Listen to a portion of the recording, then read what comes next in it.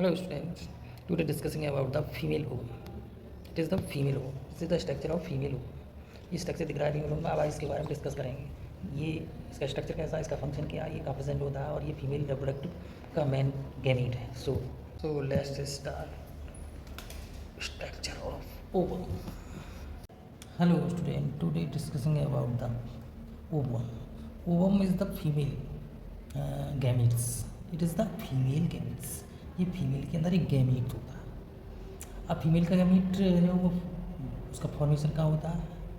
Female जो gamete होता है उसका फॉर्मेशन ओवरी में होता है. तो ओवरी लोकेटेड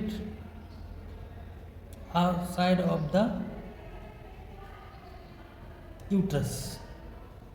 वो side left and right side दोनों साइड में प्रेजेंट होती है ovary. So we can see this is the ovary, this is the structure of ovary. यहाँ ये प्रेजेंट होते हैं ओवम्स. सो ओवम जब मैच्योर हो जाता है उस कंडीशन में ये इसका स्ट्रक्चर दिखता है. इस तरह का स्ट्रक्चर इसमें दिखेगा.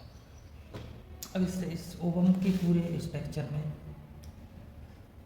कुछ लेयर्स होते हैं.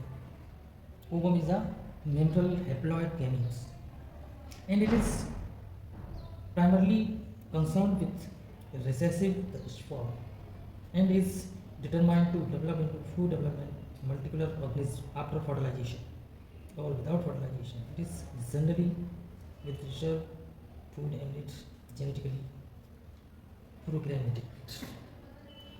अब देखो इसमें स्ट्रक्चर दिखता है. एन ओवम जनरली स्पेरिकल, ये स्पेरिकल ही होगा. नॉन मोटाइल गैमीट्स होते हैं विद यॉल्क साइटोप्लाज्म. इसमें यॉल्क साइटोप्लाज्म होता है एंड इनक्लोज्ड इन वन और मोर एग एनवेलप्स. वन या मोर एनवेलप्स से ये इनक्लोज्ड होता है. Size of ovum varies in different animals and depend upon the amount of योग होता है. ये इसके अमाउंट पर डिपेंड करता है कि इसका साइज कैसा होगा, कितना होगा. जैसे ह्यूमन में इस तरह का दिखता है. It is the structure of human ovum. ये फीमेल में प्रेजेंट होता है. वैसे मोस्टली साइज इसका है वो 10 म्यू टू फ्यू cm तक भी होता है.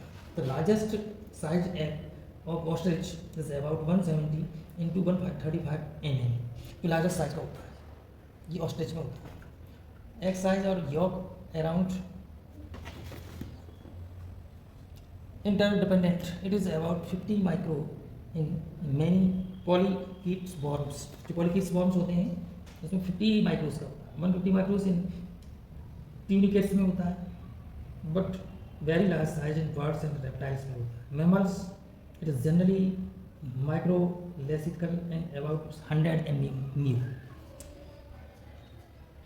Human ovum is microlecithal with large amount of cytoplasm. Cytoplasm is differentiated into outer smaller transparent exoplasm or egg cortex and inner larger and opaque endoplasm or oplasm.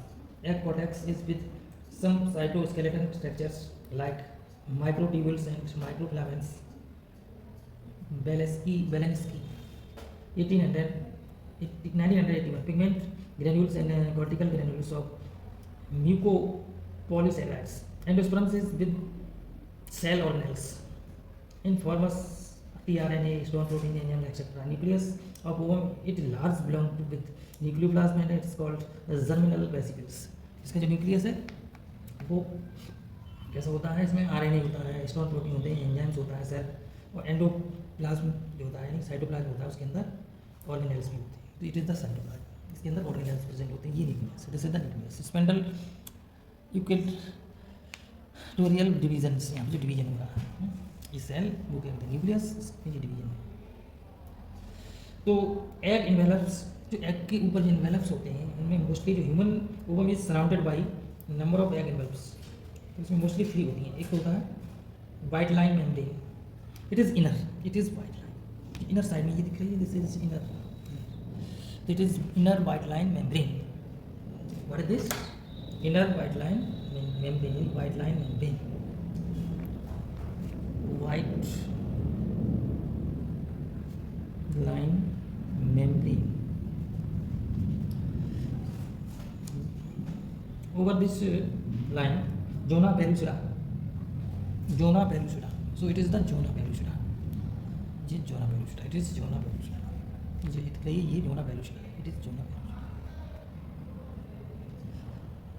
Corona radiata. It is outer, thicker coat form of radically elongated follicular cells. इसकी जो elongated follicular cells दिख रही है. This is the corona radiata. Corona radiata. Understand? Between the white line membrane and zona pellucida, there is a narrow peributyl line space होता है. इसके बीच में एक narrow line space होता है. This is the space. So it is the structure of ovum, female structure of ovum. इस पर ये वाला जो ovum है एक कब ovum बनेगा, जब वो ये आफ्टर वो फर्टिलाइजेशन की स्टेज आएगी तब. ये फर्टिलाइजेशन की स्टेज आएगी उसमें दिख रहा है. तो this is the sperm. These are sperms. ये स्पर्म इसमें इंटर करने के लिए रेडी है. जो कि स्पर्म में इसमें रेडी इसमें अंदर जाने की कोशिश कर रहा है क्योंकि इसमें रैप्चर कर दिया इस वाले लेयर को. उसकी वजह से ये इसका न्यूक्लियस है, इसके अंदर चला जाएगा. ये इसका न्यूक्लियस है. ये ओवम का फीमेल ओवम का न्यूक्लियस है. तो ये फीमेल ओवम का न्यूक्लियस इस वाले न्यूक्लियस से फ्यूजन करेगा. तो ये वाली प्रोसेस होगी fertilisation. So you can see this is the structure of ovum. Thank you.